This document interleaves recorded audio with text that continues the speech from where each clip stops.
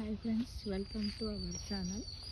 మనకి యాక్చువల్గా real property మన లైఫ్లో రియల్గా మనకు ఉన్నటువంటి ప్రాపర్టీ ఏంటిదో తెలుసుకుందామంటే అసలైన ఐశ్వర్య లక్షణాలు ఒక మనిషికి ఉండాల్సినవి.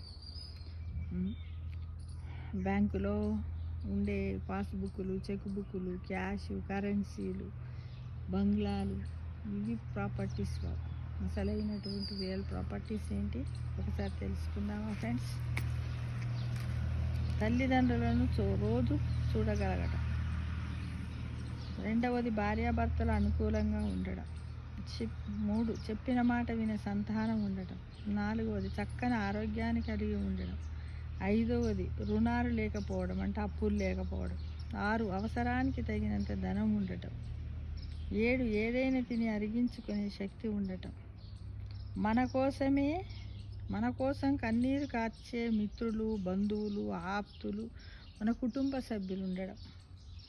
10 మందిలో మనం గౌరవించబడడం, అంటే 10 మందిలో మనము వాడు వేస్ట్, వాడు ఎందుకు ఊళ్ళల్లో అంటారు కదా కొద్దిమంది, వాడు బతికి వేస్ట్ వాడు వస్తే 10 మందికి లాభం, కానీ వాడు బతుకుంటే మీరు 100 మందిని జరగవచ్చు. అలాంటిది కాకుండా పర్వాలేదురా, వాడు బతుకుతాడు అంటే చాలు.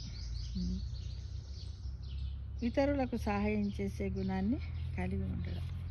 ఇవన్నీ కూడా మనకు కావలసిన ప్రాపర్టీ. రియల్గా మన లైఫ్లో ఉన్నటువంటి ఈ ప్రాపర్టీ గురించి మనమందరం కూడా ఎల్లవేళలా మనం ప్రయత్నం చేస్తూ ఉండాలి. ఎలా అంటే మనం పుట్టిన వెంటనే మనం ఒక ధనవంతుల్లాగా పుట్టాం కదా ఫ్రెండ్స్, కదా.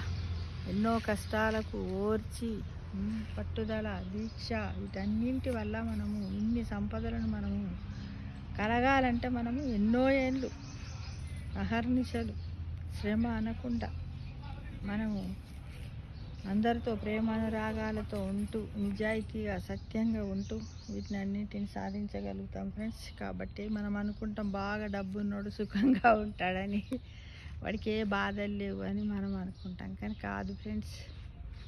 ఏంటిది?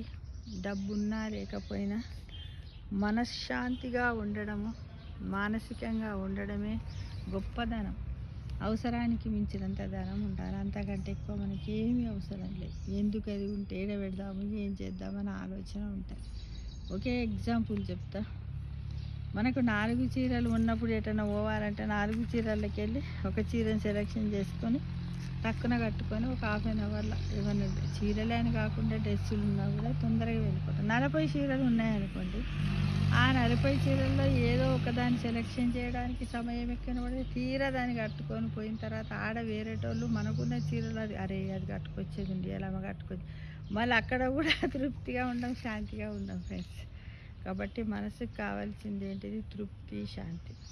యాక్చువల్గా రియల్ ప్రాపర్టీస్ అంటే ఏవి? మన ఐశ్వర్యాలు, ఇందాక మనం చెప్పుకున్నటువంటివే మన రియల్ ప్రాపర్టీస్ ఫ్రెండ్స్.